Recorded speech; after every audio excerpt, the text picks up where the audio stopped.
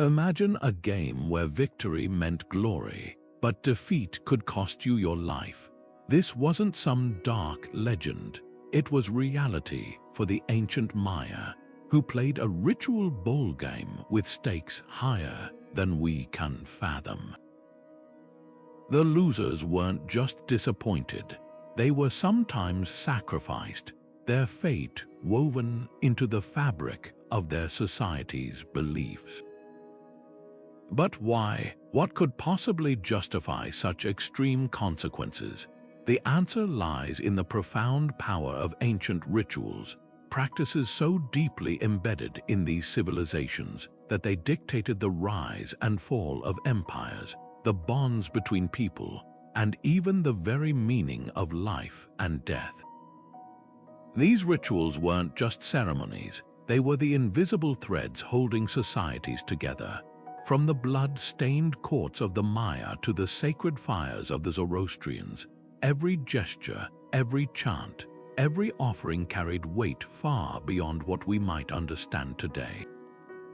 They were codes, complex systems of belief that shaped laws, wars, and even the architecture of cities. Think about that for a moment. Entire civilizations built around rituals we've only begun to decipher. What secrets do these practices hold? What forgotten wisdom might they still whisper to us across the centuries? That's exactly what we're about to explore. Together, we'll peel back the layers of time to uncover the hidden logic behind these ancient traditions.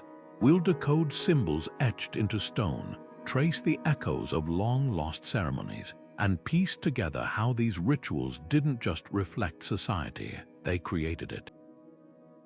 This isn't just a journey into the past, it's a key to understanding the forces that shaped humanity itself. And who knows, by the end, you might just see the world and our place in it in a whole new light. Ready to begin, let's unravel the mystery. To the ancient mind, rituals weren't just traditions, they were the glue holding the universe together. Picture this: in Egypt, the sun god Ra didn't simply rise each morning because of natural laws. No, his daily rebirth depended on priests performing precise ceremonies, chanting hymns to guide his solar bark through the underworld. If those rituals stopped, chaos would swallow the world. That's how deeply these societies believed in the power of ceremony. It wasn't superstition, it was a sacred contract between humanity and the divine, a way to maintain balance in an unpredictable world. But rituals did more than appease gods, they shaped human lives down here on Earth. Take Mesopotamia, where the New Year's Akitu festival wasn't just a celebration. It was a cosmic reset button. The king would undergo symbolic humiliation, stripped of his regalia before being reinstated, proving even rulers answered to higher powers. Meanwhile, ordinary citizens watched processions of statues representing gods and kings, a vivid reminder of their place in the social order. These weren't just shows, they were psychological anchors, reinforcing who gave orders and who followed them, all under the guise of divine will. What's fascinating is how these patterns repeat across continents, even in societies that never met. The Maya, like the Egyptians, saw blood sacrifices as essential to keep the cosmos running. Roman emperors claimed divine favor through elaborate public rites, much like Mesopotamian kings. These parallels hint at something universal, a human need to make sense of life's chaos through shared ceremony. Whether it was a pharaoh's funeral or a peasant's harvest offering, rituals transformed fear into purpose, randomness into meaning, and that might be their greatest power, not just controlling gods or kings, but helping ordinary people face the unknown with a little less dread. Yet rituals weren't static. As empires rose and fell, so did their ceremonies. The same Egyptian rites that once guaranteed the Nile's floods later became tourist attractions under Roman rule. The fire temples of Persia, where Zoroastrians tended eternal flames as bridges to the divine, eventually saw their sacred fires snuffed out by conquest. But even in decline, these practices left echoes, reminders that for thousands of years, humanity's boldest answer to life's biggest questions wasn't science or philosophy, but the solemn rhythm of ritual. Consider the Eleusinian mysteries, one of ancient Greece's most sacred rituals. For over 1,000 years, initiates gathered in secrecy to witness ceremonies so powerful that revealing their details carried a death penalty. Yet this wasn't just about mystery, it was about unity. Participants from rival city-states who might otherwise be at war stood shoulder to shoulder in shared awe, bound by an experience so profound it transcended politics. That's the hidden power of ritual. It could turn strangers into kin, if only for a night. Half a world away, the potlatch ceremonies of Pacific Northwest tribes achieved something similar through entirely different means. Leaders would host lavish feasts, giving away blankets, canoes, even copper shields, not as charity, but as a contest of generosity. The more a host gave, the higher their status rose. But here's the twist: every gift came with unspoken expectations. Recipients were obligated to reciprocate later, often with interest, weaving entire communities into a web of mutual obligation. These weren't just parties, they were economic systems, conflict mediators, and social safety nets, all wrapped in the sacred. When violence did erupt, rituals could mend what swords had broken. Take Viking blood feuds, where families might slaughter each other for generations over a single insult. The solution: a ceremonial oath sworn before witnesses, often at a temple. Both parties would lay hands on a sacred ring, invoking gods as guarantors of their truce. Break that oath, and you didn't just anger men, you risked divine wrath. Suddenly, pride mattered less than cosmic consequences. What all these examples share is their ability to transform abstract values, loyalty, honor, reciprocity, into tangible actions. A Greek initiate didn't just believe in community, they felt it in the torchlight of Eleusis. A Kwakwaka'wakwa chief didn't just preach generosity, they proved it by gifting away a year's worth of supplies. And a Viking didn't just end a feud, they sealed it with ritual, making peace as binding as war had been. But rituals didn't just resolve conflicts, they prevented them by encoding society's rules into muscle memory. When every harvest festival reinforced gratitude, every initiation ceremony taught obedience, and every oath-taking ritual modeled honesty, these values became instinct. The real genius: no one needed to enforce the rules outright. The rituals themselves became the teachers, shaping behavior through repetition and reverence. So the question isn't just how these ceremonies held societies together, it's how they convinced people that this was the only way the world could work. Rituals didn't just unite communities, they were masterful tools of control, carefully crafted to make power feel inevitable. Take the Roman emperors, who didn't simply rule, they became gods on earth. When Augustus ascended to power, he didn't just take the throne, he staged his own divine narrative. Coins bore his face alongside Apollo's, temples sprang up worshipping his genius, and oaths were sworn in his name as if to a deity. This wasn't vanity, it was political genius. By weaving his authority into sacred rituals, Augustus made rebellion not just treason, but blasphemy. Who would dare challenge a ruler blessed by the gods themselves? Across the ocean, the Aztecs took this concept even further. A new emperor's coronation wasn't a mere ceremony, it was a cosmic event. The ruler would pierce his earlobes and scatter blood onto sacred amaranth dough, shaping it into idols of Huitzilopochtli, the sun god. With every ritual step, he transformed from man to living conduit of divine will. The message was clear: his commands weren't arbitrary, but echoes of celestial order. Even the architecture reinforced this, with temples built to align with solstices, turning entire cities into physical proof of the ruler's connection to the heavens. But ritualized power wasn't always about intimidation. The Inca mastered a subtler approach through their capacocha ceremonies. During droughts or famines, the Sapa Inca would host lavish festivals where food and textiles were distributed to the people.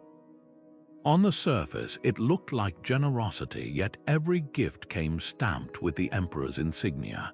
By positioning himself as the source of abundance, he turned gratitude into loyalty. The ritual didn't just feed bodies, it fed the idea that without his benevolence, chaos would reign. Sacred spaces played their part too. Consider Beijing's Forbidden City, where every gate, stair, and courtyard followed cosmic principles.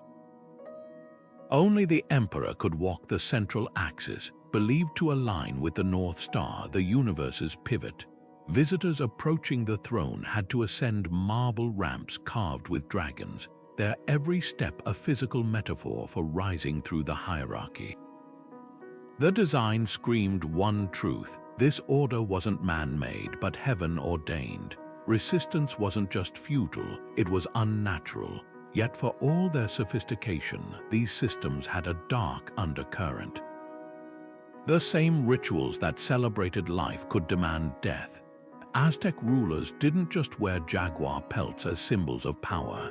They sponsored ball games where the losers became sacrifices, their blood literally feeding the state's legitimacy. In Egypt, pharaohs buried servants alive to serve them in the afterlife, turning mortality into theater. These weren't aberrations, they were calculated demonstrations. A king who could command the ultimate sacrifice proved his power wasn't just political, but transcendent. What's chilling is how seamlessly violence could hide behind ceremony. When Carthage sacrificed children during crises, priests dressed the act in ritual hymns and incense, smothering horror in holiness. The participants weren't monsters, they were believers, convinced that without these acts, the sun might not rise. That's the ultimate power of ritual. It could make the unthinkable feel not just acceptable, but necessary. Yet even in these extremes, there's a paradox. The same systems that reinforced oppression also provided stability. An Inca peasant might never question the emperor's godhood, but in return, the harvest festivals guaranteed no one starved.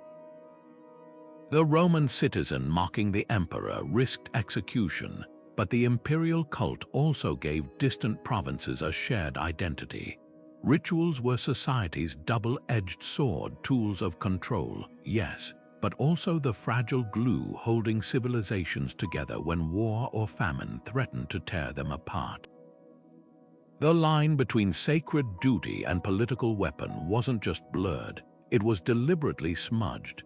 The practice of sacrifice might seem like senseless violence to modern eyes, but to ancient societies, it was a sacred calculus, a transaction with the divine where life was the ultimate currency. In Carthage, when drought parched the land or enemies pressed close, priests would lead children into the temple of Baal Hammon. Parents watched as their infants were placed on the god's outstretched bronze arms, which tilted over a pit of flames. Horrific as it sounds, this wasn't wanton cruelty. Carthaginians believed these offerings maintained the cosmic balance, ensuring rains would come and armies would falter. Recent excavations even revealed tiny cremated bones mixed with votive inscriptions, proof that families memorialized their children as honored intermediaries, not mere victims. Across Europe, Celtic tribes performed their own solemn exchanges with the otherworld. In the peat bogs of Ireland and Denmark, archaeologists have unearthed bodies preserved for millennia, some bearing traces of ritual meals consumed before their deaths, others posed as if asleep. These weren't random killings. Forensic studies show meticulous care.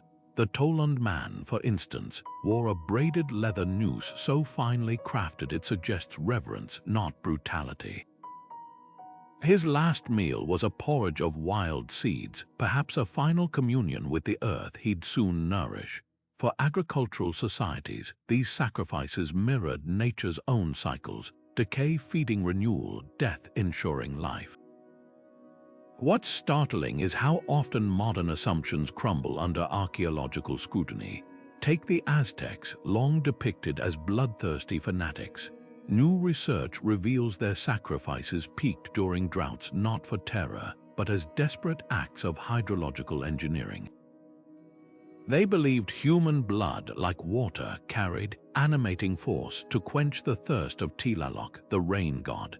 Even the Spanish, who documented these rites with horror, noted how victims were treated as divine emissaries, honored with feasts and flowers before their fatal journey. Yet rituals weren't just about appeasement, they celebrated vitality in equal measure. In Peru, the Moch people staged elaborate hunts where warriors captured deer not to kill them, but to release them in ceremonies honoring fertility. Egyptian festivals of drunkenness saw crowds dancing until dawn, believing joy itself could repel chaos. And in Japan, Shinto priests still purify shrines with salt and sake, rituals born from gratitude, not fear. This duality, life and death entwined, reflects an ancient truth. Rituals weren't about domination, but dialogue. Whether offering a child to the flames or scattering seeds in a blessed field, our ancestors sought conversation with forces beyond their control. The real mystery isn't why they practiced sacrifice, but how they found the courage to keep believing it mattered. Amid the solemnity of blood sacrifices and cosmic rituals, ancient societies also embraced celebrations bursting with life.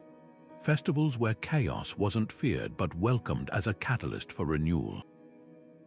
Picture the Dionysian mysteries of ancient Greece, where wine flowed freely and revelers danced through the night, their ecstatic shouts echoing through the hills. These weren't mere parties, they were acts of rebellion against order itself, a temporary unraveling of social norms to mimic nature's own cycles of decay and regrowth. The same frenzied energy pulsed through Hindu holy festivals, where vibrant powders stained the air, turning streets into kaleidoscopes of color. Beneath the laughter and mess lay a profound truth. Chaos wasn't the enemy of civilization, but its necessary counterpart, a reminder that stagnation meant death. These rituals didn't just mirror nature, they encoded its wisdom. Take the Babylonian Akitu festival, a 12-day spectacle marking the new year. Priests reenacted the god Marduk's victory over chaos, while the king endured ritual humiliation to cleanse the kingdom's sins. But the timing wasn't arbitrary. Akitu coincided with the spring equinox, when the Tigris and Euphrates swelled with meltwater, promising fertile fields. The chaos of the festival, its mock battles and overturned norms, mirrored the turbulence of seasonal change, teaching people to embrace disruption as the price of abundance. Even the wildest celebrations had precision. The Roman Lupercalia, where half-naked men smeared blood on women's foreheads to promote fertility, aligned with February's lambing season. Celtic Beltane fires leaped over for luck, purified livestock as summer pastures greened. These weren't random dates, they were agricultural almanacs dressed in myth, passed down through generations who noticed patterns long before science named them. When Dionysian revelers crushed grapes underfoot, they weren't just making wine, they were participating in fermentation's magic, a microbial miracle older than Olympus. Yet some rituals danced on the edge of taboo, blurring sacred and profane. The Thesmophoria, Greece's women-only fertility rite, saw participants handling phallic cakes and whispering obscenities to coax crops from the earth. In Japan's Kanemaru Matsuri, even today, giant phalluses parade through streets to bless marriages and harvests. What seems scandalous to modern eyes was, for ancients, a sacred acknowledgement. Life springs from forces both dignified and messy. These festivals reveal a startling insight. Our ancestors didn't just endure nature's cycles, they celebrated them, finding divinity in mud and moonlight alike. The next time you see cherry blossoms fall or leaves turn gold, remember you're witnessing the same rhythms that once inspired entire civilizations to dance. If you've ever stood at a doorway, hesitating between one room and the next, you've touched the edge of a concept that obsessed ancient societies: the power of liminality. These weren't just physical thresholds, but sacred in-between states where transformation happened. Take the Roman triumph, where a victorious general paused at the city gates, stripped of his armor and dressed in purple like a god, but only for a day. In that liminal space between mortal and divine, between war and peace, he became something entirely new. The Japanese understood this tension perfectly. During Seku coming-of-age ceremonies, adolescents would pass through elaborately constructed gates called torii, leaving childhood behind with each step. The rituals weren't just symbolic, they were psychological crucibles. Participants wore specific colors, ate symbolic foods, and recited prayers that marked them as neither children nor adults, but something in transition. Even their clothing reflected this duality, with motifs of crashing waves, chaos, and cranes' order stitched together. Architecture amplified this effect. The labyrinthine corridors of Egyptian temples weren't just artistic choices, they forced initiates to move slowly, disoriented, through darkness before emerging into the brilliance of the inner sanctum. At Delphi, pilgrims climbed the serpentine path to the oracle, each turn stripping away certainty until they stood trembling before the Pythia, poised between the human world and the divine. These spaces weren't passive, they were designed to unsettle, to prepare minds for revelation. But what happened when someone skipped the ritual or crossed a threshold unprepared? The consequences could be catastrophic. In Rome, if a triumphing general stumbled on the sacred threshold of Jupiter's temple, the entire procession halted, a bad omen that could scrap years of military glory. Japanese law warned that those who mocked Seku rites might remain spiritually stuck, never fully maturing. These weren't just superstitions, they revealed a profound cultural truth. Liminal spaces demanded respect because they held the raw, unformed energy of change itself. The genius of these rituals lay in their controlled chaos. By carving out designated times and places for uncertainty, whether through winding temple corridors or days-long ceremonies, society could harness the disorientation of transition without letting it spill into everyday life. But when those boundaries were ignored, that's when the real danger began, because to violate a liminal space wasn't just to break a rule, it was to risk unraveling the careful order that held the world together. Taboos weren't just rules, they were invisible fences guarding the sacred from the mundane. In Polynesia, the concept of tapu transformed ordinary objects, places, and even people into vessels of divine power. A chief's shadow falling across a commoner's path could demand immediate penance, not because the leader was cruel, but because his very being crackled with sacred energy. Break a tapu, like eating forbidden foods or entering a restricted grove, and the consequences weren't just social, they were cosmic. Hawaiian legends tell of fishermen struck dead by shark attacks after ignoring kapu restrictions, their bodies washing ashore as grim reminders that the gods enforced these boundaries with terrifying precision. Yet taboos weren't arbitrary cruelty, they were survival strategies disguised as divine law. Jewish kosher laws, for instance, didn't just prohibit pork, they encoded millennia of agricultural wisdom. In the blistering heat of the ancient Near East, spoiled pork could kill faster than any enemy army. By wrapping this practical wisdom in religious ritual, elders ensured compliance long before microbiology explained why. Similarly, Druids forbade writing down their sacred knowledge, not to hoard power but to protect it. Oral traditions forced students to internalize lessons through grueling memorization, creating living libraries who could adapt teachings without the rigidity of ink. Violate these taboos and you didn't just break a rule, you unraveled the very fabric of cultural memory. The punishment for crossing these lines often mirrored the perceived threat. In ancient Hawaii, a commoner eating a coconut reserved for alii chiefs might face execution not because the fruit was scarce, but because the act disrupted the delicate balance between heaven and earth.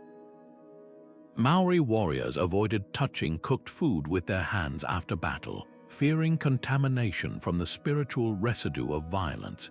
These weren't superstitions, they were psychological tripwires, training entire societies to navigate invisible dangers with instinctive precision. But what happened when cultures collided, bringing clashing taboos face to face? When Christian missionaries arrived in Tahiti, they recoiled at the practice of Arioi elites killing their own children to maintain ritual purity. The Tahitians, in turn, were baffled by European disgust at their customs, while those same foreigners practiced brutal public executions. These collisions forced rituals to evolve, sometimes violently. The Hawaiian kapu system crumbled when Queen Kaahumanu publicly ate forbidden foods in 1819, a deliberate act of defiance that shattered centuries of tradition overnight. Yet even in dissolution, these taboos left echoes. Modern Hawaiians still speak of certain fishing grounds as kapu during spawning seasons, blending ancient reverence with contemporary conservation. The true power of taboos lay in their flexibility. They could be rigid as stone or fluid as water, adapting to new threats while preserving core truths. Whether guarding sacred knowledge or enforcing ecological balance, these forbidden acts whispered a universal warning. Some boundaries exist not to limit but to preserve. And in a world where the sacred and the everyday were inseparable, to ignore them was to risk everything. History rarely erases its layers. When conquerors marched across continents, they didn't just bring armies and flags, they carried rituals, expecting to overwrite local traditions with their own. But something unexpected happened. Instead of vanishing, ancient practices folded into the new, creating hybrid ceremonies richer than either culture could have imagined alone. Take Christmas. The festive date of December 25th wasn't chosen randomly. It overlapped with pagan Yule celebrations, when Germanic tribes lit bonfires to lure back the winter sun. Early Christian missionaries, shrewdly recognizing a ritual too powerful to suppress, simply draped the old symbols in new meanings. Evergreens became signs of eternal life. Yule logs transformed into Christ's light. The result, a holiday that felt familiar to converts, yet secretly pulsed with rhythms older than Bethlehem. Nowhere is this fusion more vivid than in Haiti's Vodou tradition. When enslaved Africans were forced to baptize their children as Catholics, they didn't abandon their ancestors' spirits, they disguised them. The warrior god Ogun became Saint James the Moor Slayer, his sword sanctified by the church. The maternal spirit easily morphed into the Virgin Mary, her blue robes masking a divinity far older than Christianity. To outsiders, it looked like conversion. In truth, it was camouflage, a way to preserve sacred knowledge under the watchful eyes of colonial priests. Drum circles continued at night, prayers to the LWA spirits hid behind rosary beads, and the old gods danced in the shadows of new cathedrals. Mexico's Day of the Dead offers perhaps the most striking example of this resilience. Spanish colonizers arrived with All Saints' Day, expecting somber church services. Instead, they found Aztec communities celebrating Mictlantecuhtli, the Lady of the Dead, with vibrant festivals where skulls symbolized rebirth, not terror. Rather than stamp out the practice, the church reluctantly merged it with their own calendar. Today's marigold-strewn altars and sugar skulls aren't just folk art, they are echoes of a 2,500-year-old tradition that refused to die. Families still set out favorite foods for returning spirits, just as their ancestors did before Cortés set foot onshore. The Catholic veneer is thin. Beneath it pulses a belief system that views death not as an end, but as a continuation of the conversation. Yet not all rituals bent to the winds of change. In Japan, Shinto priests have guarded the same purification rites for millennia. Their Norito prayers chanted in archaic language even modern locals barely understand. The Ainu of Hokkaido still send bear spirits back to the mountains with ceremonies unchanged by centuries of Japanese rule. These traditions survived not through adaptation, but through sheer stubbornness, a quiet defiance that whispered, "Some truths are too sacred to translate." What emerges from this tapestry isn't a story of surrender, but of subtle victory. Whether through clever syncretism or unyielding preservation, rituals proved astonishingly durable, flexible enough to bend without breaking, or tough enough to stand unshaken. And that raises a tantalizing question. In our own era of rapid change, which of today's traditions will future historians uncover, still beating beneath the surface of whatever comes next? Some rituals don't just survive, they thrive, unchanged for centuries, as if time itself hesitates to touch them. In Kyoto, the Junmatsuri festival has pulsed through the streets every July for over 1,200 years. Imagine the weight of that continuity. Samurai once processed alongside the same towering wooden floats that glide through the city today, their wheels creaking under the same ancient prayers. The secret to its endurance, a web of shared responsibility so intricate that no single person holds all the knowledge. Neighborhoods guard specific roles, from crafting elaborate tapestries to playing gagaku court music, ensuring that even if one thread snaps, the tapestry remains whole. This isn't just tradition, it's a living heirloom passed hand to hand like a flame in the wind.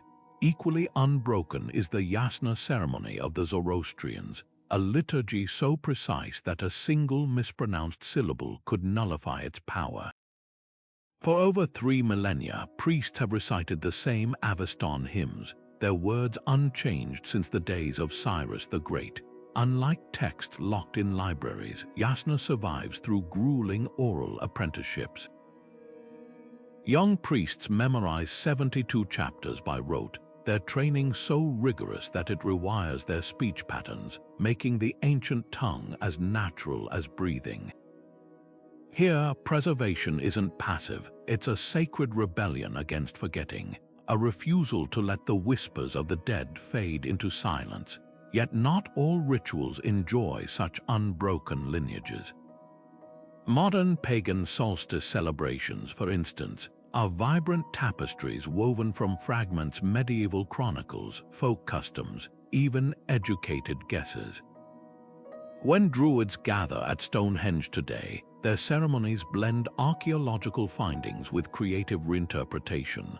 The difference is stark. Where Junmatsuri and Yasna are time capsules, these are bridges, carefully reconstructed to span gaps left by persecution or neglect. Both approaches share a common goal, keeping the sacred alive, but their paths diverge like roots splitting around a stone. Archaeology now offers tools to mend those fractures. In Turkey, scans of Çatalhöyük's 9,000-year-old shrines reveal traces of red ochre and bull horns, allowing scholars to recreate Neolithic rites with startling accuracy. Meanwhile, isotopic analysis of bones from Britain's Durrington walls suggests winter solstice feasts featured pork roasted in honey, a detail that transforms vague theories into sensory, lived experience. Each discovery is a puzzle piece, helping us reassemble not just what people did, but why it mattered. What makes one ritual fade while another burns eternal? Look to the keepers. The janmatsuri thrives because it belongs not to priests or politicians, but to shopkeepers, artisans, and children who have danced its steps for generations.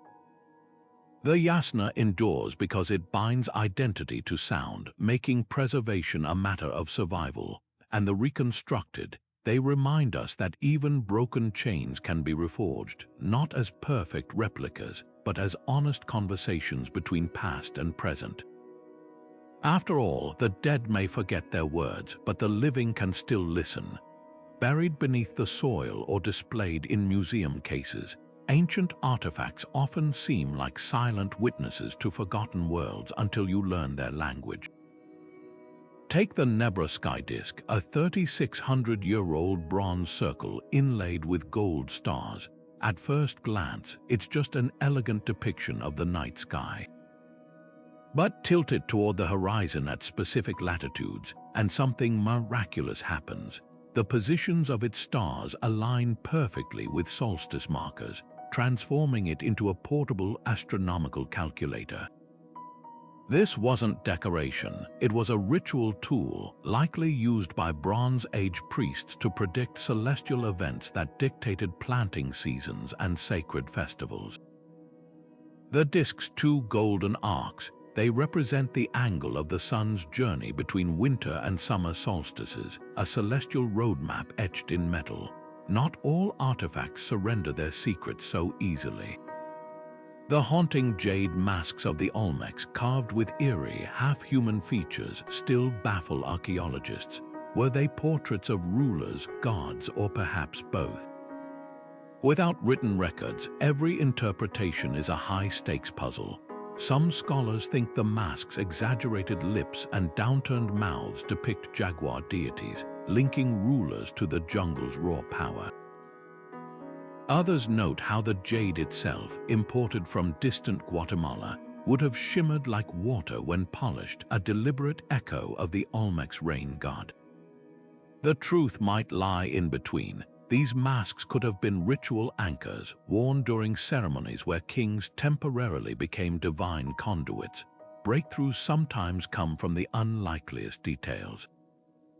For decades, the vibrant Maya blue pigment that adorns murals and pottery resisted modern analysis. Then chemists discovered its secret, a fusion of indigo plant dye and sacred palagorskite clay heated in ritual fires. This wasn't just a color, it was theology in mineral form. The Maya believed the pigment's durability mirrored the eternal sky, making it the only shade fit for sacrifice scenes. Even the process of creating it was a ceremony, with priests chanting as they mixed materials under precise astrological alignments. A mere paint recipe became a window into how ritual infused every facet of life, from art to agriculture. The challenge of interpreting such objects lies in their layered meanings. A Greek kernos vessel studded with tiny cups for offerings might seem like a simple ritual bowl, until you realize each cup held a different grain or spice, symbolizing the diversity of the harvest being returned to the earth. Similarly, Inca quipu knots, often dismissed as accounting tools, now reveal patterns suggesting they recorded not just quantities but hymns, genealogies, even prophecies. These artifacts refuse to fit neatly into modern categories of art or tool. They were both and more: physical prayers, sacred contracts, bridges between worlds. Nowhere were these bridges more visible than in temples where architecture itself became ritual. Egypt's Karnak complex wasn't just a shrine, it was a cosmic clock. Its central axis aligned with the winter solstice sunrise, so that on that single morning, light would pierce the hypostyle hall's shadowy columns like a divine spotlight. In Mesopotamia, ziggurats weren't mere stairways to heaven.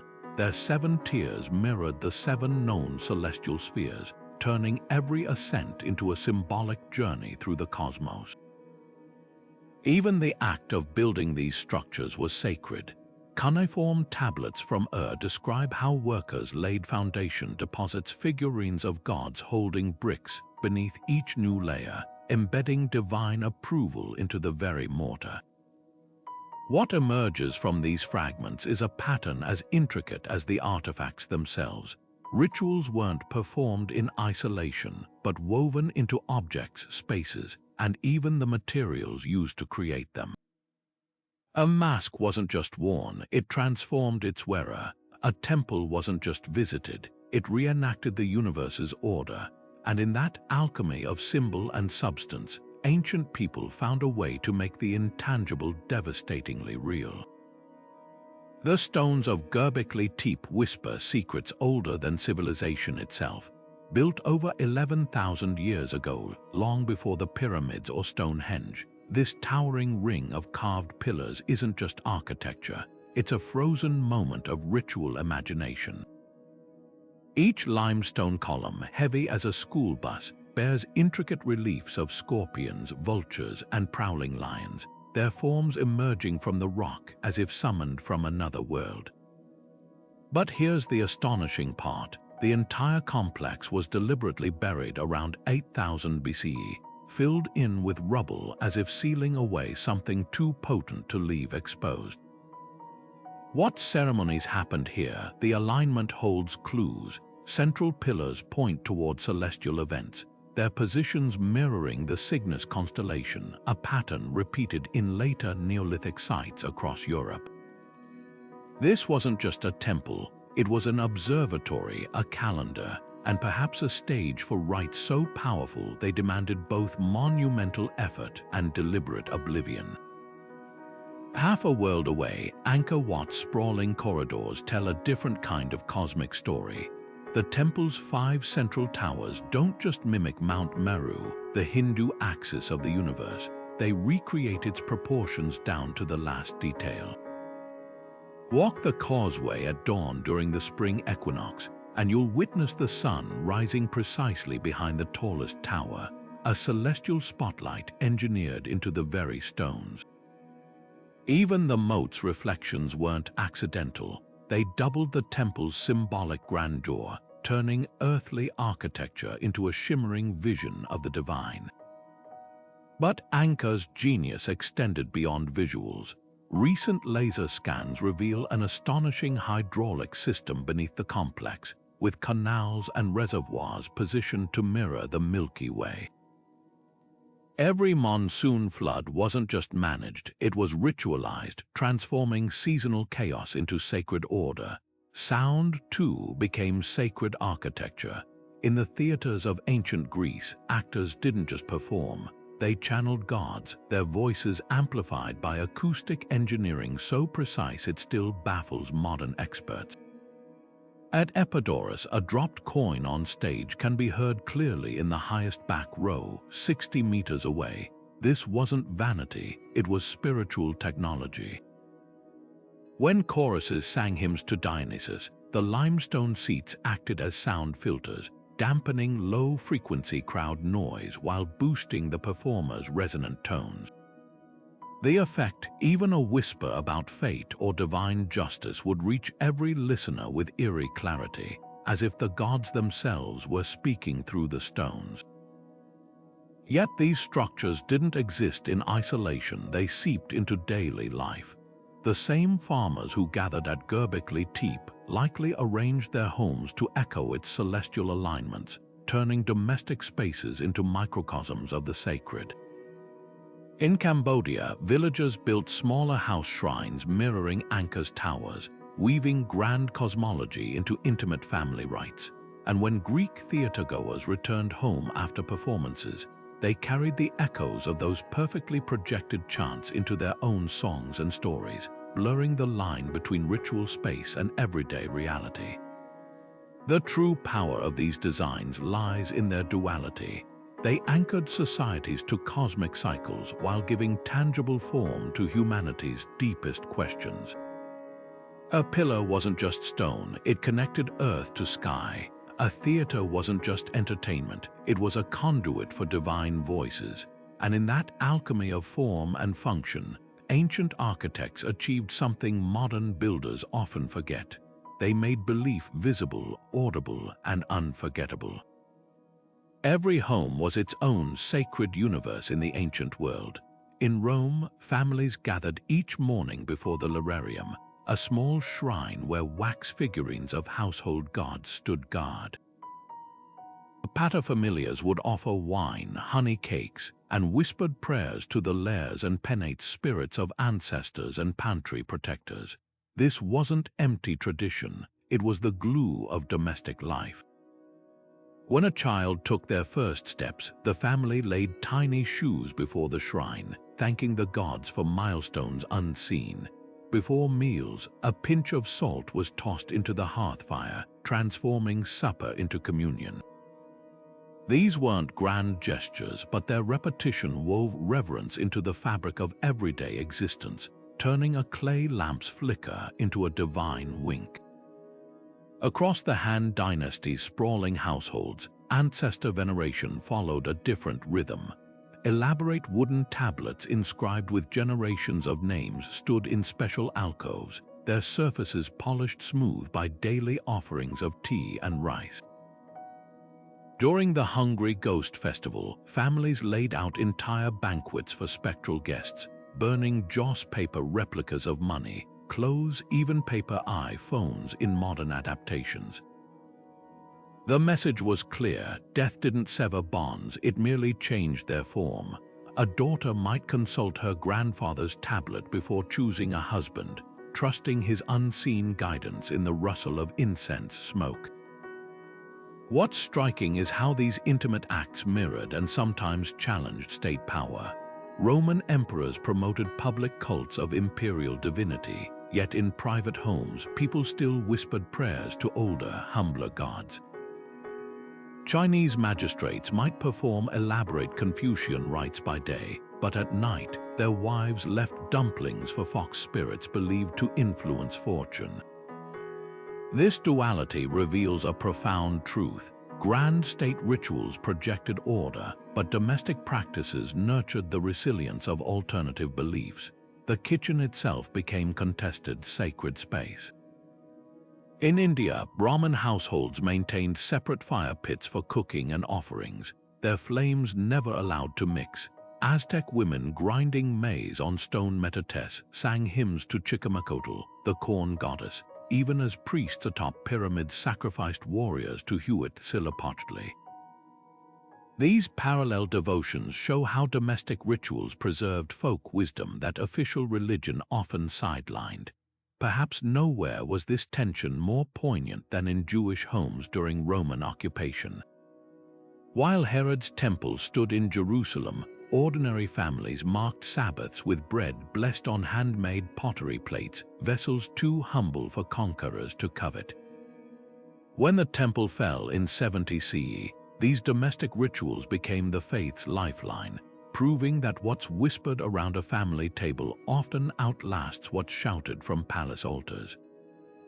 The real magic of these daily acts lay in their subtle pedagogy. A Greek child watching their mother pour libations learned about reciprocity before they could spell Zeus. A Viking toddler placing a butter pat on their grandfather's burial mound grasped memory's importance faster than any saga could teach. These weren't just rituals, they were immersive classrooms where values became as natural as breathing. And in that quiet constancy lay their power not to command empires but to shape the hearts that would. War could be both sacred theater and sanctioned slaughter, depending on whose rituals you followed. The Aztecs turned battle into a carefully choreographed performance with their flower wars, staged conflicts where the goal wasn't territory, but captives.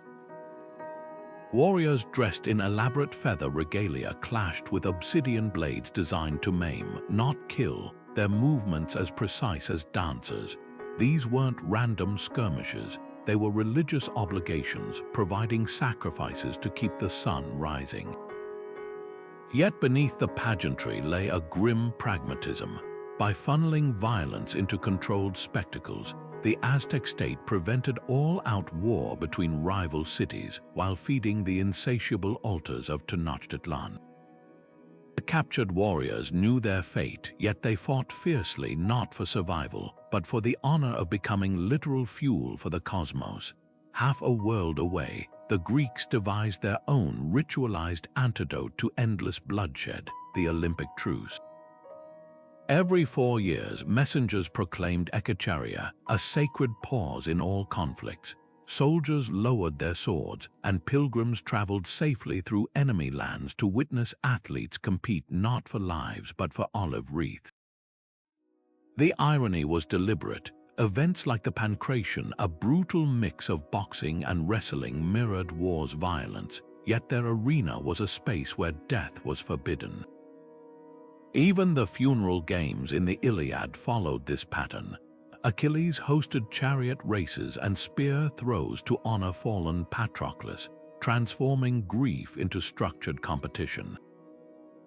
These weren't mere distractions, they were psychological pressure valves, channeling collective trauma into catharsis. What's startling is how both cultures weaponized ritual to sanitize war's horrors. The Aztecs wrapped sacrifice in divine purpose, making slaughter sacred. The Greeks masked battle's brutality with poetry, turning Achilles' rage into an epic of doomed nobility. But rituals didn't just glorify violence, they healed its scars. In Mesoamerica, survivors of flower wars shared ritual feasts with their captors before sacrifices, a macabre fellowship that acknowledged shared humanity. In Greece, returning soldiers underwent cleansing rites, washing off blood guilt with seawater and pig's blood at places like the Temple of Artemis Tauropolos. The most profound rituals, however, were those that restored peace. Native American tribes like the Iroquois buried weapons under the Tree of Peace, its roots symbolically crushing the seeds of future conflict. In Japan, Shinto priests still perform Chinken ceremonies to pacify restless spirits of the war dead. They're chanting a balm for ancestral wounds. These acts recognized a truth modern societies often forget. War doesn't end with the last battle. It lingers in bones and memory, demanding rituals that don't just commemorate but reconcile. Perhaps that's the ultimate lesson. Whether through flower wars or Olympic truces, these civilizations understood that war's chaos needed sacred containers, rules to make the unbearable orderly, ceremonies to transform predators back into citizens. The rituals didn't erase the bloodshed, but they gave meaning to its stains, threading violence into a larger tapestry where life, however fragile, still triumphed. The temple of Asclepius at Epidaurus wasn't just a place of prayer, it was an ancient hospital where science and spirituality intertwined. Pilgrims seeking cures would undergo elaborate purification rites, fasting, bathing in sacred springs, then lying in the abaton, a chamber reserved for divine dreams. As they slept, priests monitored their vital signs, interpreting twitches and murmurs as signs of the god's presence. But this wasn't mere superstition. Recent excavations reveal surgical tools buried beneath the temple floors, along with votive offerings shaped like healed body parts, evidence that Asclepius's priests practiced early forms of psychosomatic medicine. They understood what modern studies confirm: belief can trigger real physiological healing, especially when paired with tangible care. Across the Atlantic, Cherokee healers developed their own sophisticated systems. A warrior with an infected wound wouldn't just receive a poultice of crushed yarrow and honey, a proven antibacterial combo, but also a chant recounting the legend of the bear who taught healing. The story wasn't decoration, it was psychological scaffolding, focusing the patient's mind on recovery while the honey's enzymes attacked bacteria. Herbalists memorized hundreds of plants through the doctrine of signatures, where a heart-shaped leaf might treat cardiac ailments and milkweed sap resembling lymph was used for swelling. These weren't random guesses. Generations of observation had refined their pharmacopoeia, with remedies like willow bark tea, a natural aspirin passing rigorous trial, and Dera testing long before European chemists isolated salicylic acid. The most fascinating healing rituals leveraged altered states. In the Amazon, Shipibo shamans still brew ayahuasca ceremonies where intricate Icaros healing songs guide participants through visions. Western scientists once dismissed these practices as hallucinations until brain scans revealed the brew's active compounds stimulate neurogenesis, literally rewiring trauma-damaged brains. Similarly, Tibetan Buddhist monks practicing Tummo meditation can raise their skin temperature enough to dry wet sheets in freezing air, a technique now studied for treating hypothermia. These traditions didn't just stumble upon effective methods, they encoded them in rituals that ensured precise, repeatable application. What modern medicine often misses is how these systems treated the whole ecosystem of health. A Greek patient at Epidaurus didn't just get a diagnosis, they walked through gardens designed to lower blood pressure, drank mineral-rich waters, and slept in alignment with circadian rhythms. Cherokee healers assessed a patient's relationships and seasonal diet before prescribing. Even the setting mattered. The acoustics of healing chants were calibrated to resonate at frequencies shown today to reduce cortisol levels. The real revelation: these weren't alternative medicines. They were the cutting-edge sciences of their time, wrapped in sacred frameworks to ensure their careful transmission. When an Egyptian priest applied moldy bread to a wound, penicillin before Fleming, or a Maya midwife used obsidian scalpels sharper than modern steel, they were working with empirical truths. They just called them gifts from the gods. Perhaps that's the greatest healing ritual of all, the act of remembering that today's miracles often have roots in ancient wisdom. The rhythmic thud of a shaman's drum isn't just sound, it's a vehicle to other worlds. For the Evenki people of Siberia, the steady beat of a reindeer-hide drum acts like a sonic ladder, guiding the shaman's spirit through layers of reality. Each strike corresponds to a heartbeat, syncing the practitioner's pulse with the rhythm until ordinary awareness dissolves. Anthropologists studying these rituals discovered something astonishing. The drum's frequency hovers near 4 to 7 beats per second, a range that mirrors theta brainwaves, the same state between waking and dreaming where hallucinations emerge naturally. This wasn't accidental, it was neurobiological precision disguised as tradition. Meanwhile, in ancient Greece, initiates at Eleusis drank kykeon, a mysterious brew rumored to contain barley ergot. The resulting visions weren't random chaos but structured journeys, with priestesses guiding participants through symbolic deaths and rebirths. Modern researchers analyzing temple layouts found the telesterians' acoustics amplified chanting voices while flickering torchlight created strobe effects, a multisensory assault designed to overload normal perception. The combination of psychoactive compounds, rhythmic sound, and controlled light didn't just induce trance, it sculpted it, funneling ecstatic experiences into shared narratives of transformation. Not all seekers traveled these paths together. On the Great Plains, Lakota youth would descend into vision pits, small, isolated chambers dug into the earth, fasting for days until hallucinations revealed their life's purpose. The darkness and sensory deprivation triggered the brain's primal storytelling instinct, weaving personal myths from neural static. Contrast this with the Dionysian rites of Thrace, where frenzied maenads danced themselves into collective euphoria, their movements synced to the pulsing of double flutes. One tradition sought solitary revelation, the other communal dissolution, yet both exploited the same neurochemical pathways. Dopamine surges rewiring perception, cortisol drops lowering inhibitions. Music was the hidden conductor of these altered states. Amazonian shamans still use Icaros melodic prayers to navigate ayahuasca visions, their rising and falling pitches acting as auditory anchors.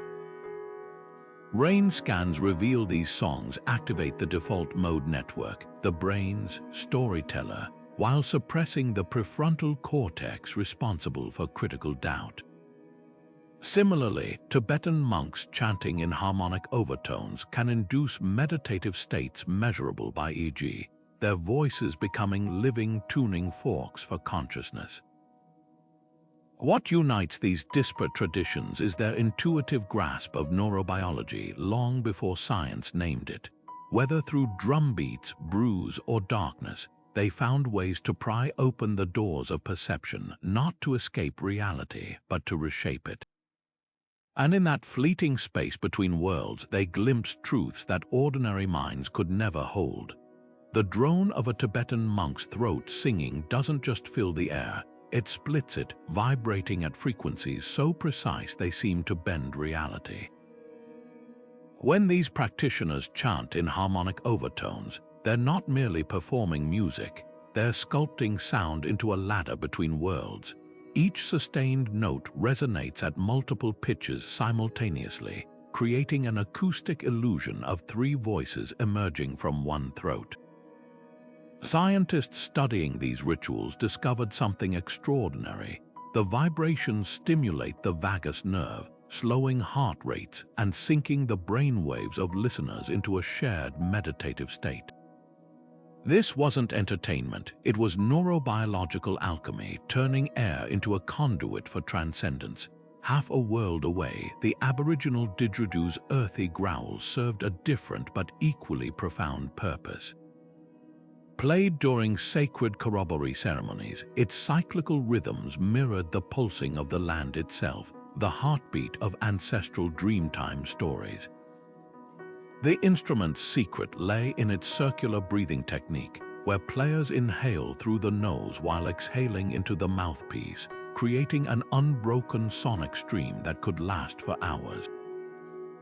This relentless continuity wasn't just impressive skill, it replicated the eternal cycle of seasons and generations, weaving listeners into the fabric of time. When paired with clapsticks and stamping feet, the vibrations traveled up through the earth, literally grounding the ritual in the physical world while lifting minds beyond it. What both traditions understood was rhythm's power to hijack consciousness. West African drum circles, Balinese gamelan orchestras, even the Gregorian chants of medieval monasteries, all relied on repetition to dissolve individual awareness into collective flow. The brain responds to rhythmic patterns by releasing dopamine and synchronizing neural oscillations, a phenomenon now called entrainment. Ancient cultures didn't need fMRI scans to recognize this, they felt it in their bones. At Delphi, priestesses inhaled ethylene gas from fissures in the earth, while temple musicians played Orlo's pipes in spiraling scales, the combined sensory assault propelling them into prophetic trances. Visual symbols amplified these sonic spells. Navajo sand paintings, created during healing chants, weren't just art but vibrational maps, their geometric patterns reflecting the same mathematical ratios found in sacred music. Hindu yantras, intricate diagrams used in meditation, often mirror the harmonic intervals of mantras, turning sound into visible geometry. Even Christian stained glass windows played their part, filtering sunlight into colored frequencies that danced in time with choir harmonies during Mass. The genius of these rituals lay in their multisensory weave. A Sufi whirling dervish doesn't just spin, his robes flare in precise spirals that mirror the rotation of planets, while the ney flute's breathy notes mimic the sound of wind through celestial spheres. Every element, sound, movement, image, conspired to short-circuit ordinary perception, guiding participants toward revelation. Modern raves and gospel choirs still tap into this ancient wiring, proving that when rhythm, light, and collective intent align, the boundary between body and spirit dissolves as effortlessly as a drumbeat fading into dawn. A single symbol could hold entire worlds. The Mesopotamian tree of life wasn't just an artistic motif, it was a cosmic blueprint. its roots plunging into the underworld while its branches cradled the heavens. Carved into temple walls and cylinder seals, this intricate design condensed their entire creation myth into something you could hold in your palm. Every curl of its branches whispered of divine order, every fruit dangling from its boughs promised immortality. But here's what's fascinating: the same symbol appeared in distant cultures that never met. The Norse Yggdrasil, the Hindu Ashvatha, even the Mayan world tree, all shared that same vertical axis connecting realms. This wasn't coincidence, it was humanity's collective shorthand for the ineffable, proving that some truths transcend language. Celtic artisans took symbolism further with their hypnotic spirals. At Newgrange, a prehistoric Irish tomb older than the pyramids, triple spirals swirl across entrance stones in patterns that still baffle mathematicians. These weren't mere decorations, they were ritual roadmaps. Follow their curves clockwise, and you'd trace the sun's journey from winter solstice to summer. Counterclockwise, you'd descend into the underworld. The genius lay in their simplicity. A single looping line could teach generations about cosmic cycles without a single written word.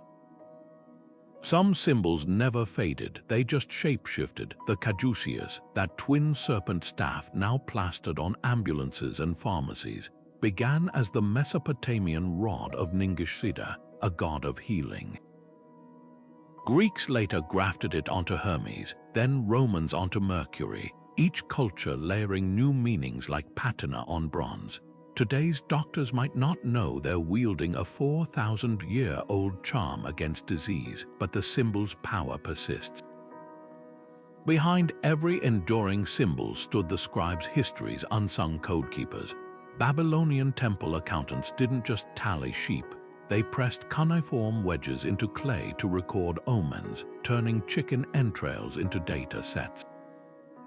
Egyptian hierogrammates didn't merely copy texts, they believed speaking hieroglyphs aloud could summon the gods. In medieval scriptoria, monks illuminating manuscripts with Celtic knots weren't decorators, they were crafting visual prayers, each interlace a meditation on eternity. What's astonishing is how these scribbled choices shaped entire civilizations. When Sumerians standardized the Tree of Life symbol across temples, they weren't just being tidy, they were creating the first brand identity, uniting city-states under shared iconography. Maya scribes painting codices with jaguar motifs weren't illustrating, they were weaving spells, believing the images could channel the beast's power. Every stroke of their brushes, every chisel mark in stone was an act of world-building. Yet for all their precision, scribes left tantalizing gaps. The Indus Valley seals bear elegant animal symbols no one can read, their language lost. Rongo tablets from Easter Island stare back at us with undeciphered glyphs, their stories locked away. These silent symbols remind us that every mark carries not just meaning, but mystery, and sometimes the most powerful messages are the ones we're still learning to hear. The Egyptian Book of the Dead wasn't just a collection of spells, it was a meticulously curated survival guide for the afterlife, tailored to each wealthy patron who could afford its creation. Picture a scribe hunched over papyrus, mixing precious pigments to inscribe instructions for navigating the underworld, which gods to flatter, which demons to avoid, even passwords for celestial gatekeepers. These texts weren't meant to be read in life but placed in tombs, their hieroglyphs glowing with protective power. Yet for all their grandeur, they reveal an uncomfortable truth. Access to the divine was often gated behind literacy and gold. Only the elite could commission such elaborate scrolls, while farmers and laborers had to rely on simpler shabti figurines, clay servants inscribed with bare-bones prayers to serve them in death. Compare this to the Hindu Vedas, where sacred knowledge flowed through oral tradition long before it was written down. Brahmin priests memorized thousands of verses with pinpoint accuracy, their recitations preserving syllable-perfect hymns for over 3 millennia. The difference was intentional. Writing was considered unreliable, too fragile against fire or flood, while human memory, honed through ritual repetition, became a living library. This oral tradition wasn't just about preservation, it was a sacred firewall. By restricting Vedic chanting to twice-born castes, Brahmins maintained spiritual authority, turning ritual into a privilege of birth. Not all sacred texts demanded exclusivity. The Orphic gold tablets buried with initiates in ancient Greece offered poetic clues for the soul's journey, short, cryptic verses etched on foil. Unlike the Book of the Dead's exhaustive roadmaps, these were spiritual cheat sheets. You will find a spring to the left of Hades' Hall, guarded by a cypress tree. Say, I am a child of earth and starry heaven. The contrast is striking. Where Egyptian texts prescribed every step, Orphic verses trusted initiates to read between the lines, blending ritual with personal revelation. Then there were texts like Leviticus, transforming ritual into law. Every sacrifice, every purification rite was codified with legal precision. If the offering is a burnt sacrifice from the herd, you shall offer a male without blemish. This wasn't poetry, it was divine bureaucracy, a system where correctness mattered more than ecstasy. The effect was profound. By standardizing rituals, texts like these could unify scattered communities, giving Judean exiles in Babylon the same practices as priests in Jerusalem. But standardization came at a cost. Spontaneity withered, and interpretation became the domain of scholars rather than the people. Languages themselves became ritual battlegrounds. When Coptic replaced ancient Egyptian in Christian liturgies, or when Latin gave way to vernacular during the Reformation, it wasn't just about comprehension, it was about who controlled the sacred. Tibetan Buddhists still debate whether mantras lose power if translated from Sanskrit, while Zoroastrians recite Avestan verses few fully understand, believing the sounds themselves hold magic. The irony is palpable. Rituals meant to connect humans to the eternal often became prisoners of dying words, their meanings fading even as their rhythms endured. Perhaps the most poignant examples are the silent text scripts like Rongo Rongo from Easter Island, their glyphs undeciphered, or the Indus Valley seals bearing symbols we can't read. These remind us that ritual writings weren't just instructions, they were bridges to worlds we've forgotten. When the last person who understood them died, something irreplaceable vanished. Not just words, but the heartbeat of civilizations who believed language could shape reality itself.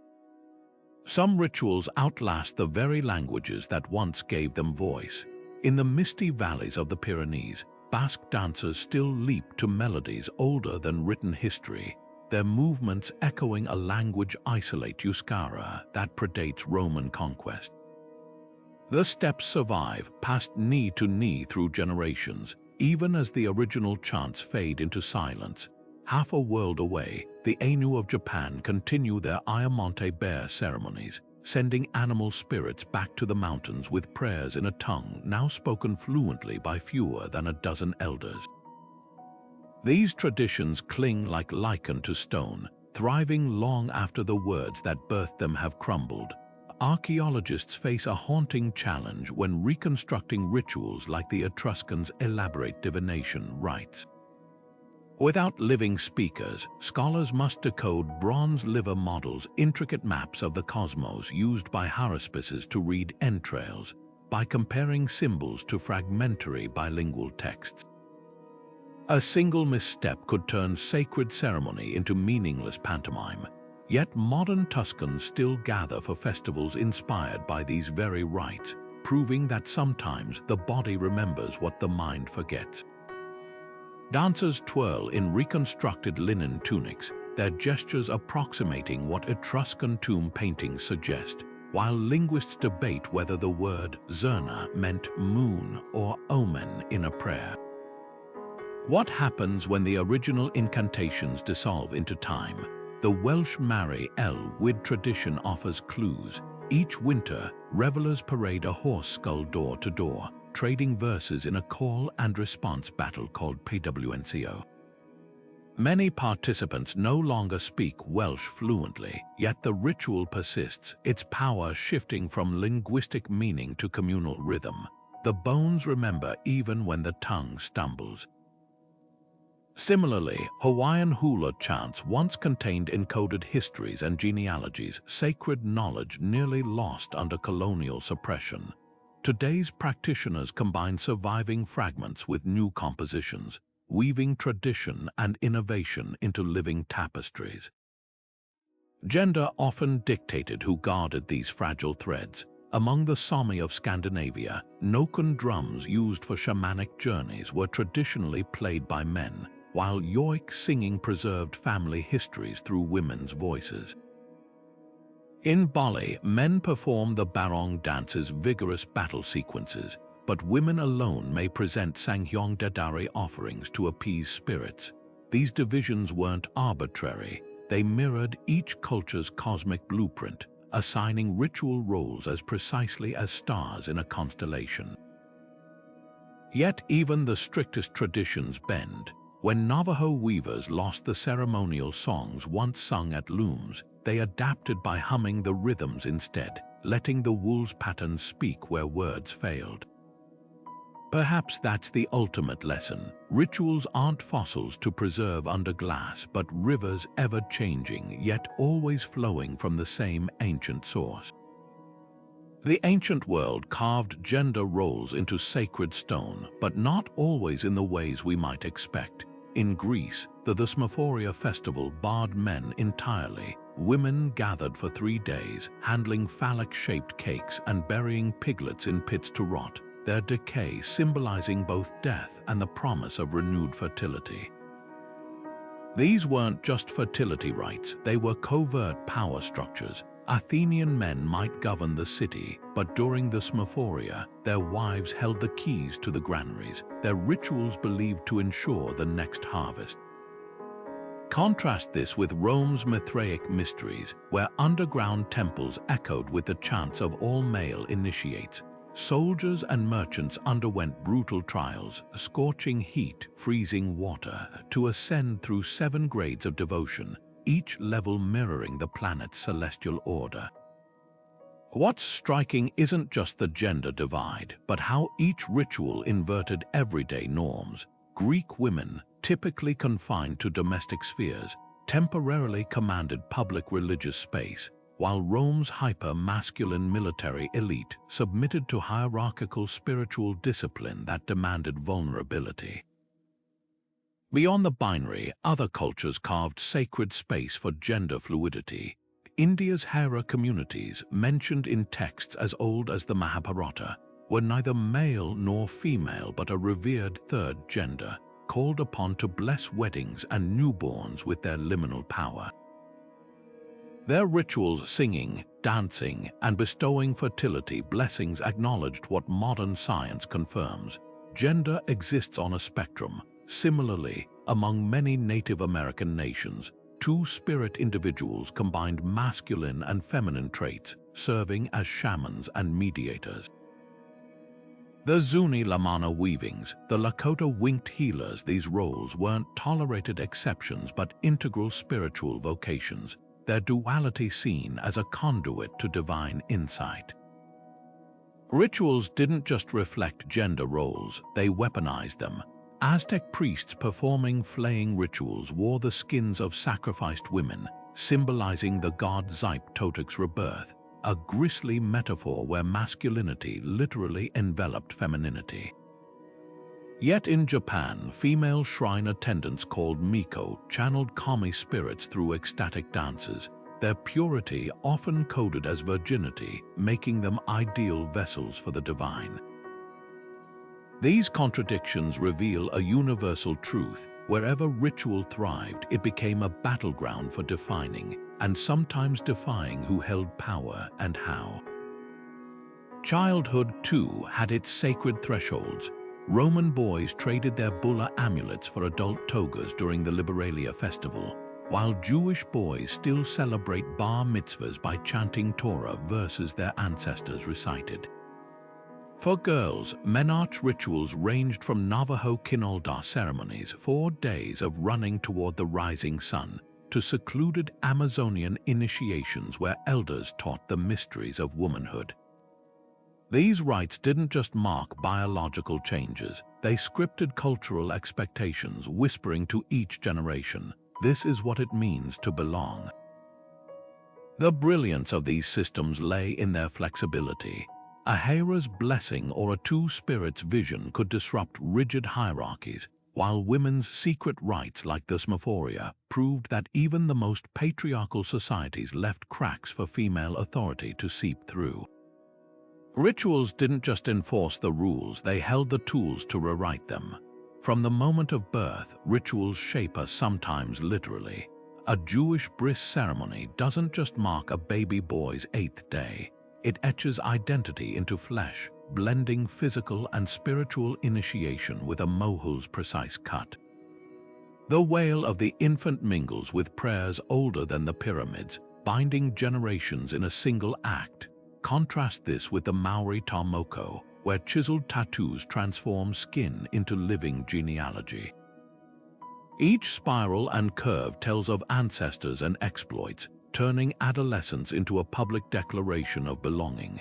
These rites share a brutal beauty. Pain isn't incidental, but essential, a price paid to carve the self into something larger. Isolation sharpens some transitions to a razor's edge. In the Amazon's deepest reaches, Satare Mawe boys endure bullet-ant gloves during their initiation, their hands plunged into woven mitts swarming with venomous insects. Alone in the jungle for hours, their screams become prayers, their agony a gateway to manhood. The solitude magnifies the trial, forcing introspection no crowd could inspire. Yet in Mexico, a quinceañera swirls in the opposite direction, her 15th birthday, a riot of taffeta and trumpet blasts, where the whole village witnesses her paso a la mayores. The ritual's power lies in its audience. Every curtsy and waltz step whispers, "See me anew." Death, too, demands its rituals. In Ghana, fantasy coffins shaped like fish for fishermen, cars for drivers celebrate lives through whimsy, their vibrant hues defying grief's monotony. Meanwhile, Tibetan sky burials dissolve the body back into the cycle of life, as vultures carry flesh toward the heavens. These acts aren't about denial, but transformation, turning finality into continuity. A Jewish Shiva, with its 7 days of mirrors covered and shoes removed, forces mourners to sit with loss, while Balinese Ungaben cremations release the soul amid fireworks and laughter. Each culture's answer to mortality reveals a shared truth. Rituals don't just mark an end, they rewrite it. Death wasn't an end, it was a doorway, and every culture built its own passage. High in the Himalayas, Tibetan sky burials unfold like sacred theater. The body, carefully dismembered, becomes an offering to vultures, sky barriers, who carry flesh upward in a final act of generosity. No graves mark the earth. Instead, the departed join the cycle of wind and wing, their physical form dissolving into the vastness they revered in life. Contrast this with the blazing spectacle of Viking funerals, where chieftains sailed into the afterlife aboard flaming ships, their hulls piled with swords, mead, even sacrificed horses. The message was clear: death wasn't extinction, but a journey requiring provisions. What the dead carried with them speaks volumes about the worlds they left behind.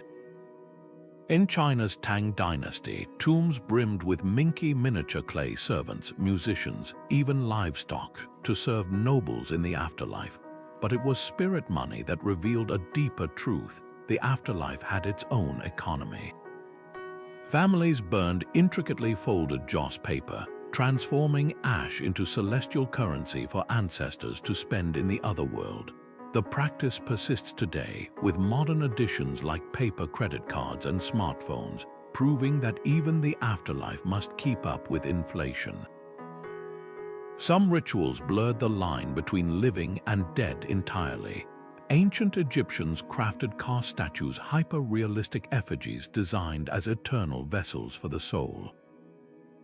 These weren't mere memorials. Workshops employed teams of sculptors to capture every wrinkle and scar, ensuring the deceased's life force would recognize its home. Even more striking were ghost marriages in China, where families paired unmarried corpses in elaborate ceremonies, complete with dowries and banquet tables for invisible guests. A bride's skeleton might be exhumed and reburied beside her husband, ensuring neither wandered the afterlife alone. The boldest rituals refused to accept death's inevitability. Zoroastrians built towers of silence where bodies wouldn't corrupt sacred earth or fire, preserving the element's purity for Resurrection Day. In Japan, Buddhist Sokushin, Batsu monks mummified themselves alive through years of austerity, drinking poisonous tea to deter insects, meditating in sealed tombs until their bodies became relics. These weren't acts of despair but defiance. If mortality was unavoidable, they'd meet it on their own terms, bending its rules through sheer will. What unites these traditions is their refusal to let death have the last word. Whether through fire or sky, statue or marriage, they whispered the same rebellious promise. Separation is an illusion, and the bonds we think are broken simply change form. The quest for immortality might be humanity's oldest obsession, etched into our myths long before science dared to dream it. Consider the Epic of Gilgamesh, where a king tears apart mountains and dives to ocean depths seeking the plant of eternal youth, only to have it stolen by a serpent. This 4,000-year-old poem isn't just a story, it's a mirror. When Gilgamesh finally accepts mortality, his consolation is the immortality of legacy, the walls of Uruk bearing his name. Here lies the first twist in our timeless chase. Even when literal eternity eludes us, we settle for symbolic permanence. Fast forward to ancient China, and the obsession takes a startlingly practical turn. Taoist alchemists stirred cauldrons of cinnabar and mercury, convinced the right elixir could crystallize the soul into an immortal jade body. Emperors like Qin Shi Huang died from these potions, their poisoned guts a grim price for defiance against time. Yet their failures birthed something unexpected: early chemistry, with alchemists accidentally discovering gunpowder while searching for eternity's recipe. The contrast between symbolic and literal immortality reveals a fascinating duality. In Egypt, pharaohs invested in both. Their mummified bodies, organs stored in canopic jars, were physical anchors for the soul's return, while their names, carved endlessly into temple walls, ensured they'd never fade from memory. Break a statue's nose, erase a cartouche, and you didn't just vandalize art, you committed cosmic murder, severing a soul's tether to the living world. Meanwhile, in Mesoamerica, Maya kings drew their own blood to feed the gods, believing royal suffering bought time for everyone. Their immortality wasn't personal, it was communal, a ruler's duty to keep the cosmic gears turning. Modern longevity myths wear lab coats instead of leopard skins, but the hunger remains. Silicon Valley billionaires freeze their bodies in liquid nitrogen, while biohackers micromanage every calorie and heartbeat, chasing escape velocity from death. Yet for all our technology, we still cling to rituals that outsource immortality. Naming children after grandparents, building libraries, etching names onto donor plaques. These are our canopic jars and temple walls. Even space exploration carries echoes of the old quest. Elon Musk's Tesla orbiting the sun isn't just a stunt. It's a modern-day burial ship, a capsule of culture launched toward eternity. What ties these threads together is the unspoken truth. Rituals of immortality aren't really about cheating death, they're about making peace with it. Whether through mummification or memorials, we're building bridges between the finite and the infinite, crafting narratives that outlast our breath. The real magic isn't in living forever, it's in convincing the universe to remember us. Apocalyptic visions haunted ancient minds long before Hollywood made them blockbuster fodder. For the Hopi people of the American Southwest, the end wasn't just feared, it was rehearsed. Their snake dance, performed during the Niman ceremonies, wasn't entertainment, it was cosmic maintenance. Dancers clutched live rattlesnakes between their teeth, their movements choreographed to channel the serpent's power toward rain and renewal. The message was clear: survival depended on confronting chaos head first. Meanwhile, in medieval Europe, flagellant processions turned cities into theaters of doom. Barefoot penitents whipped their own backs raw, chanting hymns as they marched through plague-ridden streets. Their blood wasn't just spilled, it was currency, offered to buy humanity more time before God's wrath. Both cultures, oceans apart, shared an unnerving belief: catastrophe wasn't just inevitable, it was negotiable if you knew the right steps to the dance. The Aztecs took this further, embedding apocalypse into their very calendar. Every 52 years, as the Tonalpohualli and Zupohualli cycles aligned, priests would extinguish all fires across the empire.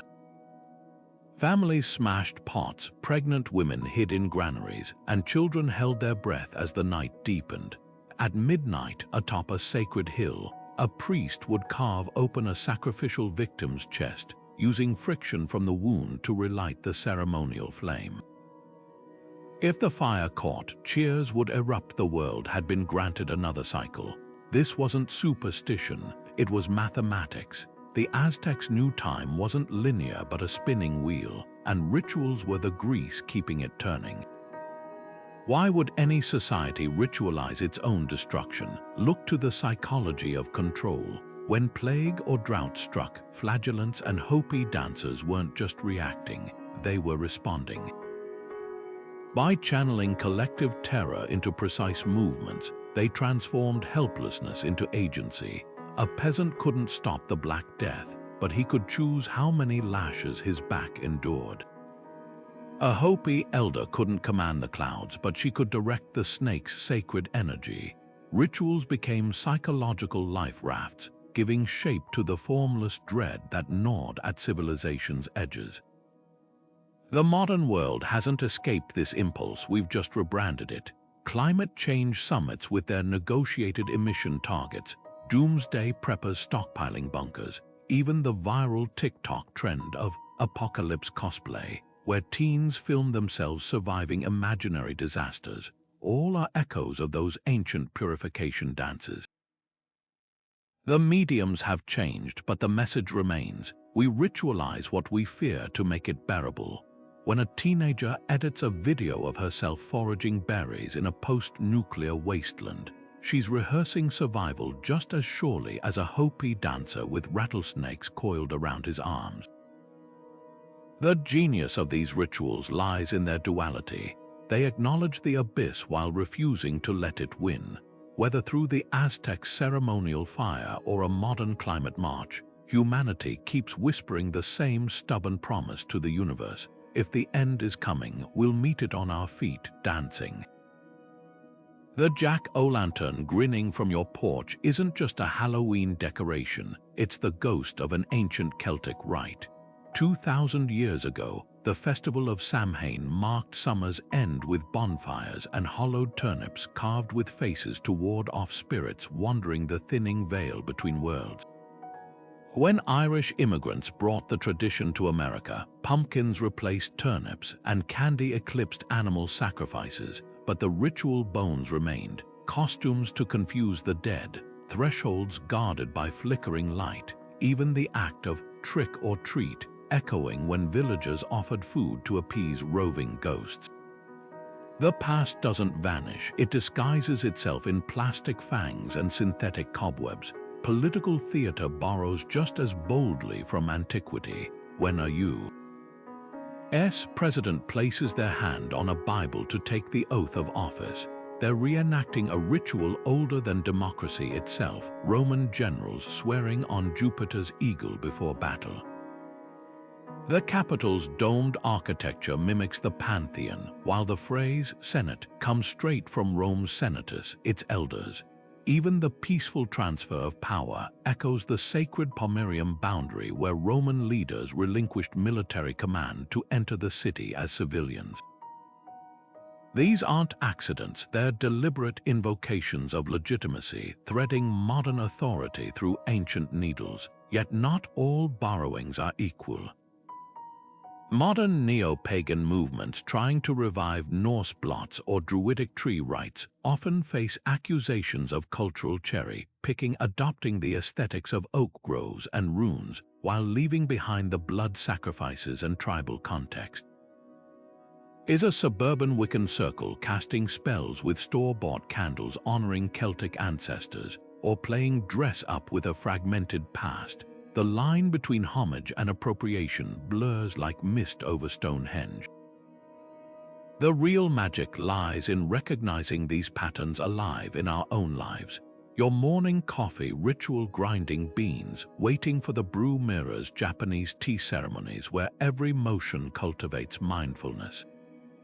Birthday cakes crowned with candles descend from Greek offerings to Artemis' lunar glow. Even gym routines echo the ascetic drills of Spartan warriors or Shaolin monks. Rituals aren't relics, they're chameleons adapting to new skins while keeping their ancient spines intact. Spotting these continuities isn't just academic, it's a reminder that we're never truly original. Every tradition is a palimpsest, layers of meaning scraped away and rewritten. The question isn't whether we practice rituals, but whether we do so consciously, honoring the hands that first kindled these fires. Rituals were the invisible thread stitching ancient civilizations together, part social glue, part survival manual, part cosmic contract. They transformed the chaos of existence into something orderly, something meaningful. Whether it was the Maya ball player stepping onto the court knowing victory meant glory and defeat meant sacrifice, or the Roman emperor donning purple robes to become a god for a day, these ceremonies weren't just tradition. They were the operating system of society, coding everything from harvest cycles to political hierarchies into actions that felt divinely ordained. The Aztec priest lighting a ceremonial fire atop a pyramid wasn't just performing a ritual, he was maintaining the universe's delicate balance, one flame at a time. But here's the fascinating twist. Rituals weren't just about control, they were about connection. The Hopi dancer with rattlesnakes between his teeth, the Viking swearing an oath on a sacred ring, the Japanese Miko shrine maiden channeling spirits through dance, all were participating in a shared language of belief that transcended words. These acts bound communities together, turning strangers into kin and fear into purpose. Even the darkest rituals, the Carthaginian sacrifices, the flaying ceremonies of Zype Totuk, were rooted in a desperate, deeply human need to negotiate with forces larger than themselves. The message was clear: if we follow the steps precisely, if we honor the old ways, maybe, just maybe, the sun will rise again. And now, centuries later, we're still scripting our own rituals, even if we don't call them that. Think about it: the morning scroll through social media, the compulsive refresh for likes, the carefully curated posts that scream, "Look at me, remember me, validate me." Are these really so different from the Maya noble commissioning a stela to etch his deeds into stone, or the Roman senator offering votives to Jupiter for a victorious campaign? The mediums have changed: obsidian blades swapped for smartphone screens, temple altars for viral trends, but the hunger remains the same. We still crave structure, still seek meaning in repetition, still perform little ceremonies to reassure ourselves that we belong to something bigger. So here's the question lurking beneath all of this. If rituals are humanity's oldest coping mechanism, what does that say about us today? Are we any closer to understanding the forces that shape our world, or have we just traded animal sacrifices for algorithm worship? The next time you catch yourself mindlessly following a habit, whether it's lighting a candle, checking notifications, or watching the clock strike midnight on New Year's Eve, ask yourself, what am I really trying to summon? History doesn't repeat itself, but it rhymes. And maybe, just maybe, our modern rituals are the echoes of those ancient chants, still whispering across the centuries. So tell us in the comments, what's your unexplained ritual, the thing you do without thinking, the little ceremony that makes life feel ordered, even when it's not. And if you've enjoyed this deep dive into the hidden rhythms of history, don't forget to subscribe, because the past isn't dead. It's pulsing beneath everything we do, waiting